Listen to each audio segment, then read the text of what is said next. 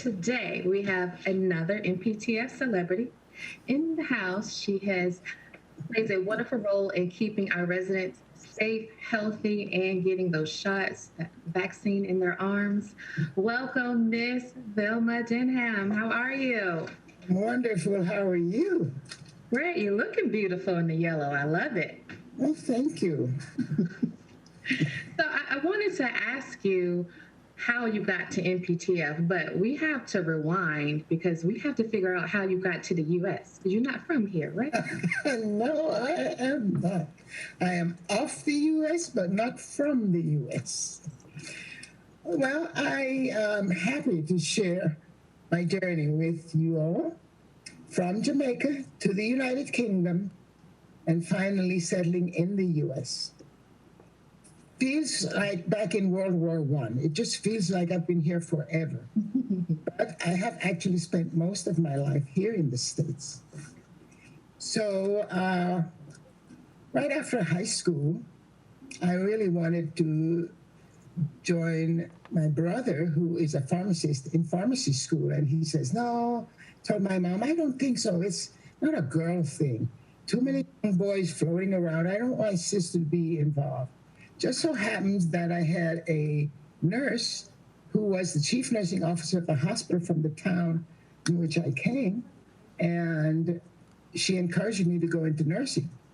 At that time, I had my one brother and there in England and another on his way, and my mom says, oh, well, let's send you off to England. I thought, okay. I don't know. If I could drive back home, if I didn't like it, it would be okay. But it's a lot of water. Yeah. Jamaica and the UK. Anyway, I did go, and I'm not sorry that I did. I thoroughly I have enjoyed my nursing career, and I'm happy that I did and not having done anything else. So I came by way of recruitment. Back in the 60s, the United States was depleted of registered nurses. And so they were recruiting English-speaking nurses from England. Well, the UK, England, Scotland, Ireland, Wales, and any place else if they spoke English. So, that was to mitigate their acute shortage of nurses here in the States. So two friends and I decided to take the journey. And I first by the way, I arrived in the U.S.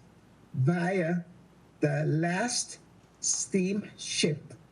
It makes me sound antique, but, just the fastest ship to sail the Atlantic at that time, the SS United States.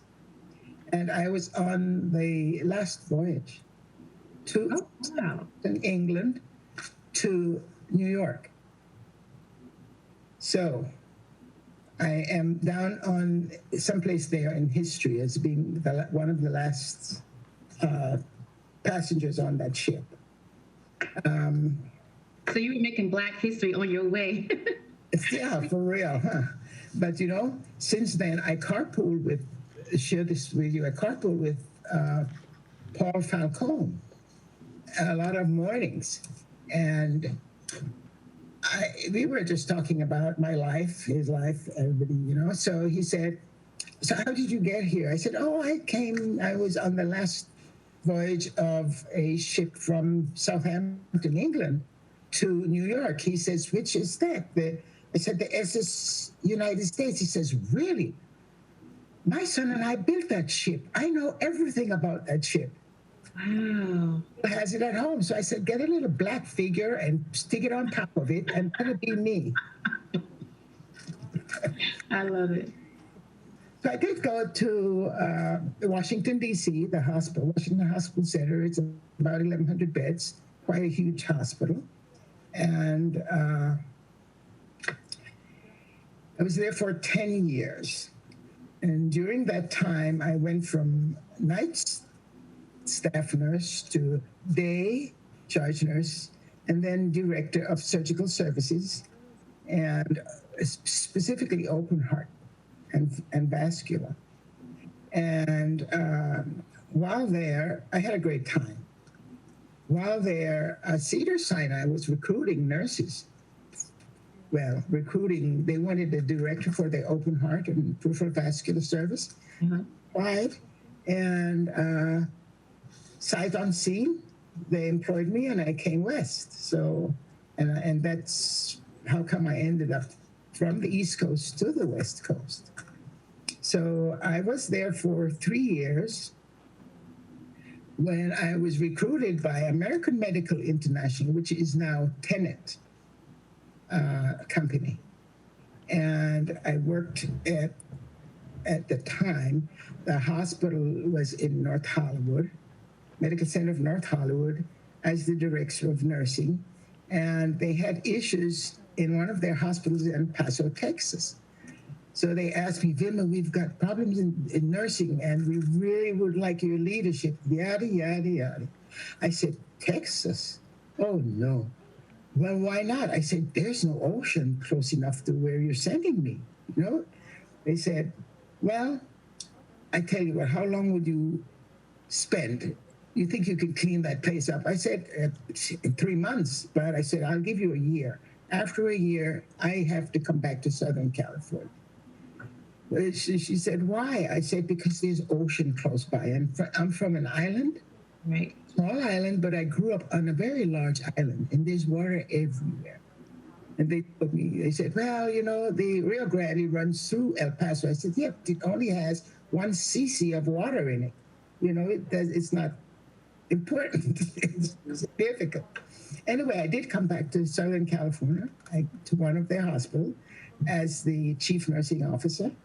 And it was a small hospital in Corona, California. And well, after a year there, they had union issues and union voting coming up. And they said, well, Vilma, you know, the nurses say the only person that can stop the union from coming in is if you bring Vilma back. So I thought, oh, no, at least I was in Southern California. So that was okay with me. I said, okay.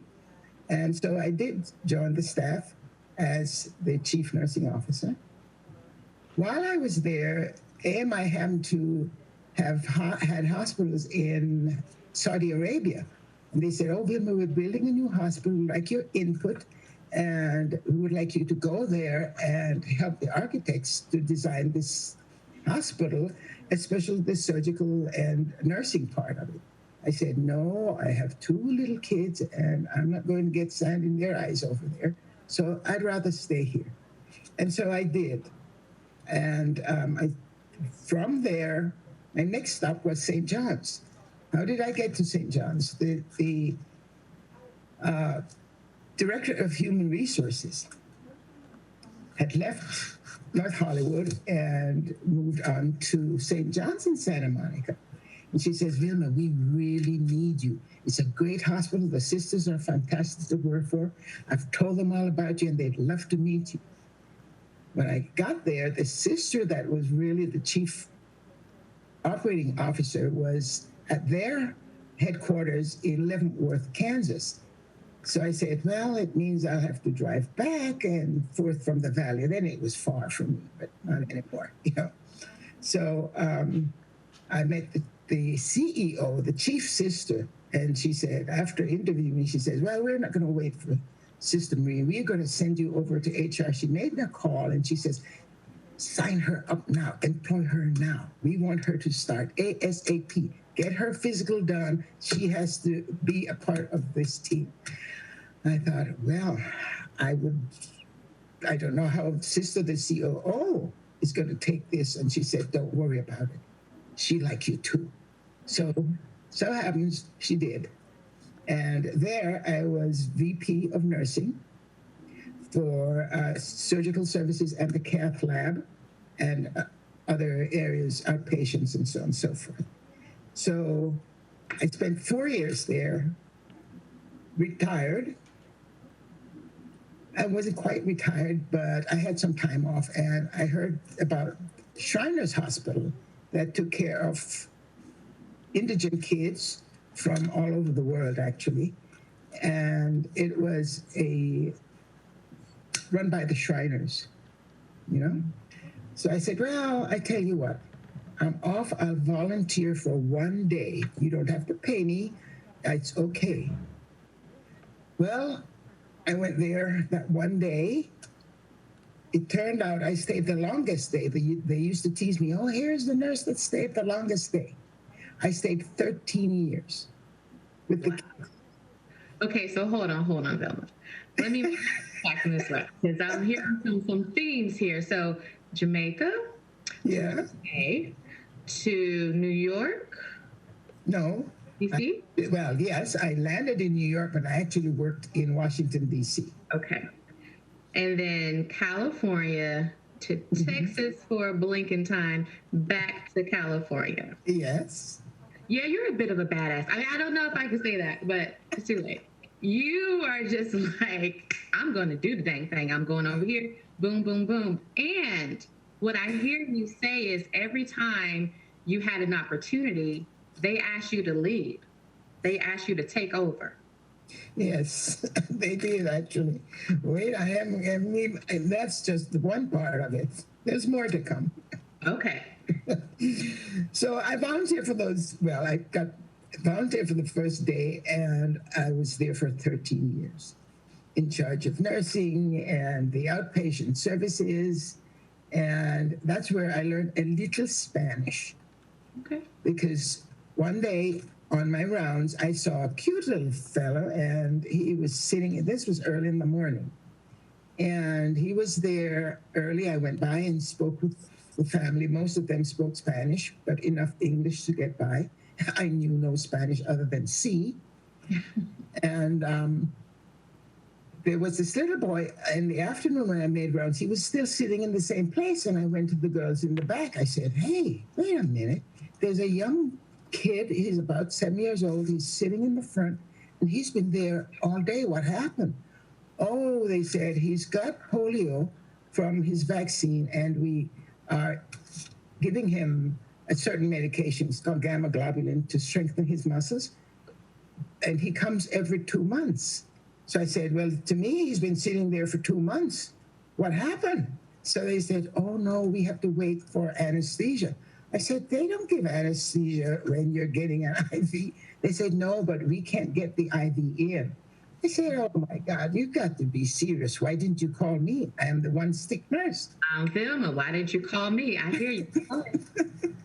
So from then on, he came in. The Shriners would pick these kids up at the border and bring them to the hospital. They got treated, and they'd bring them back to the border and drop them off, and they go back over to TJ.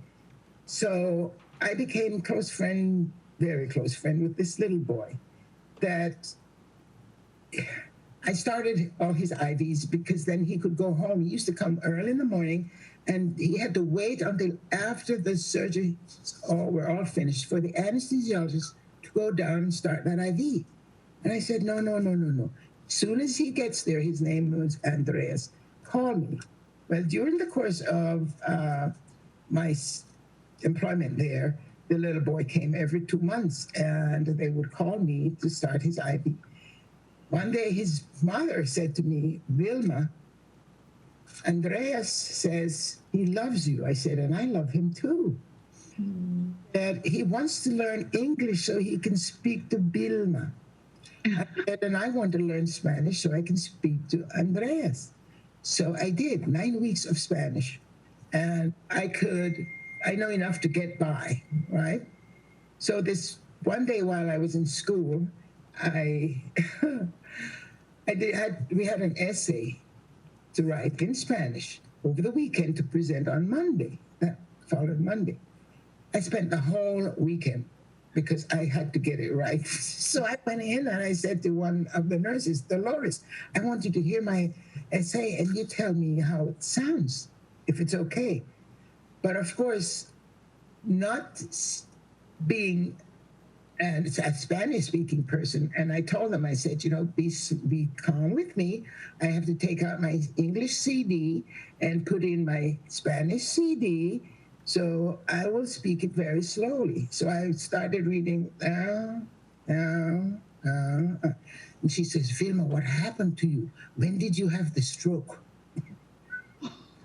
Because it was so Popped up, yeah. fast, I was not fluent, but I had it right. She says, oh, you write better grammar than we do. I said, because I'm learning it correctly. That's why. So that's a little side story. And so the little fellow, he grew up there. He was there for 13 years, 7. He left when he was 18. But, we keep in touch. So Awesome. it's a love story. Yeah, it's a beautiful story. And I heard you say somewhere when you were telling us how magnificent you are. I heard you say you were tired, but you're working here. You're holding Oh, it no. down. I was retired.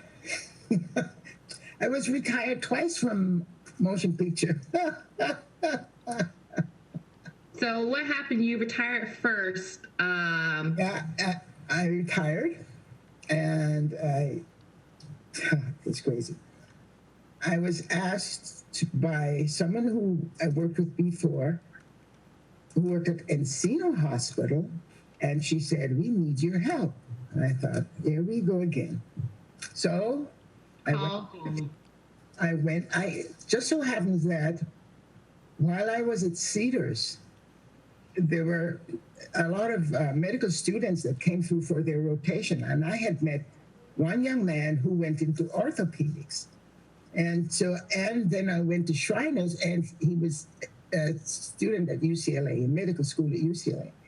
He then was at Shriners to learn pediatric orthopedics, and I met him there. He says, "Vilma, what are you doing here?" And so he calls the doctors. He says, "Oh, she's the best one. You have to keep her."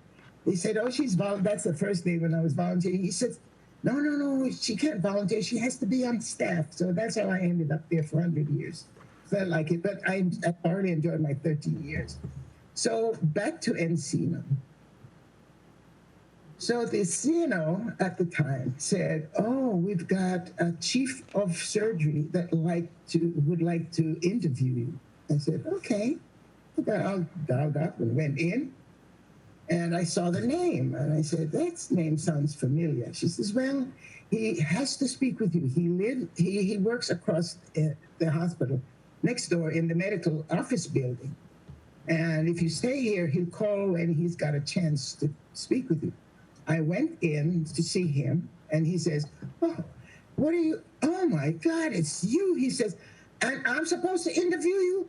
Tell them they should be having you interview me." Right. He calls her and he says, "Employ her. She'll be good for us. She'll get it straight." I said, "Oh Lord, here we go again."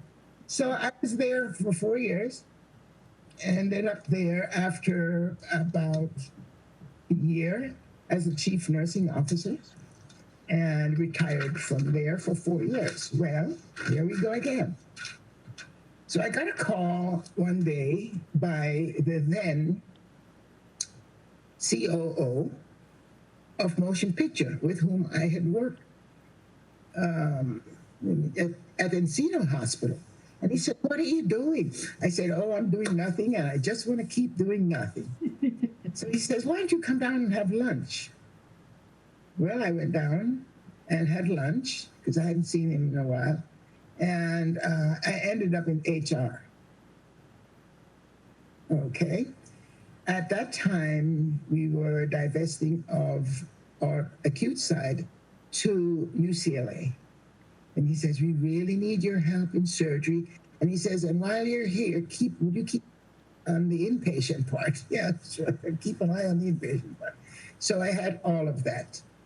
Okay, I was there for 15 months and retired again. So I came back up to where I live here in the hills in Santa Clarita, and 6 years later, I got a call from the nursing office. "What are you doing?" I said, "Again, I'm doing nothing, and I want to keep doing nothing." "Why?" "Well, we miss you." I said, "It's 100 years." I said, "We're all old and gray now." So she says, No. And from there on, it snowballed until I ended up there helping out in long term for nursing. And I think it was March of 2019. And a couple of months later, I was offered the chief nursing officer and administrator's position, and that's where I am now. But I tell you, I absolutely love that place. And I've always said there are only two places that I would return to. It would be Shriners Hospital or motion picture. And why? Because I love the mission. It's it's caring from the heart, and as I always tell nurses, I say, you could give the best care. You wash them, you keep them clean from the hair. But if it's not from the heart, then you are not caring. There's a difference between good care and excellent care. And a part of doing excellent care is from the heart. And I see it at motion picture. It's there.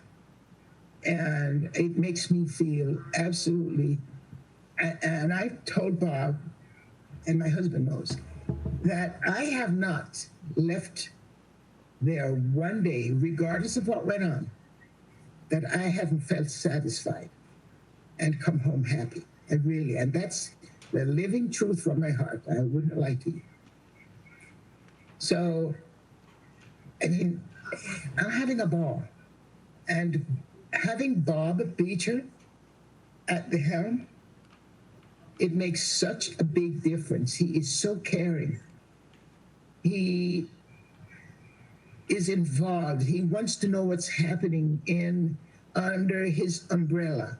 And because of that, it creates a wonderful team, the team spirit, and he's very receptive. He wants to know what's going on. You let him know you're taking care of things. He appreciates it. The nurses appreciate it. The rest of the team appreciate it. It's a fantastic place to work. I tell people that all the time. Oh, you go all the way from Santa Clarita? Yes, I do. And I'll keep doing it as long as Bob will have me there. And as long as I keep my health and the brain still works, I'm not going anywhere. And we don't want you to. We absolutely love having you here. We need you here. We just have a few more minutes before we wrap up. But since we're still celebrating Black History Month, and this is Black and Proud, can you give us some words of wisdom of someone of color that wants to achieve just a tenth of what you've done in your career, just a smidget of what Vilma has been able to achieve in the medical field? Someone who would like to? Mm-hmm. I think I encouraged a nurse. She is currently an NP at Children's Hospital in LA. She went from an LVN. I kept pushing her. She became an RN. I said, go get, she went to a 2-year school. Her name is Dolores Rangel. And she called me Mama. She says, Mama, it's so hard. I have to work full time. I have 3 kids. I said, you can do it. You're young. You just keep going. I said, and if you need time off, let me know. She would come to me and we would talk it over, and I keep pushing. Well, she got her bachelor's. I said, and don't stop. Go straight for the master's, because if you stop, you're making good money. You're not going to go back, because you're going to give me the song and dance about the 3 kids again, and they're not going anywhere, and I'm not going anywhere, and I'm going to keep pushing you. Well, I did. When I left Shriners, she went to Children's, and we kept in touch to this day, and I pushed her, and she's now got her nurse practitioner's license and is working there. She keeps in touch with me. When I lived in the valley, in the San Fernando Valley, before I moved up here to Santa Clarita, she used to pick me up every Sunday. We'd go to church and go to breakfast. But now it's a little, the church is a little far away, so I go to church up here. But that's someone I'm very proud of. And, she says, Mama, I will never forget you. I don't want you to forget me, because I'll never forget you. You've done so well, and I'm so proud of you. So that's only one of several, actually, but that's my main one right now. And thank you so much for dropping your nuggets of wisdom and depositing into the next generation. Again, we love having you with us. So excited to do the show with you. Everyone, this is Miss Vilma, honey. Thank you. I love it. I love it there. I really enjoy. And if you say you get up so early, I am an early riser. I don't care what time of the day I have to get up. I'll be there. So I thoroughly enjoy what I do, and I love the people with whom I work, and the work that we all do as a team to make lives better for our residents. It makes us feel good at the end of the day. You know, Yeah, it really absolutely. makes you feel good. It's a very satisfying job. Yes, yes.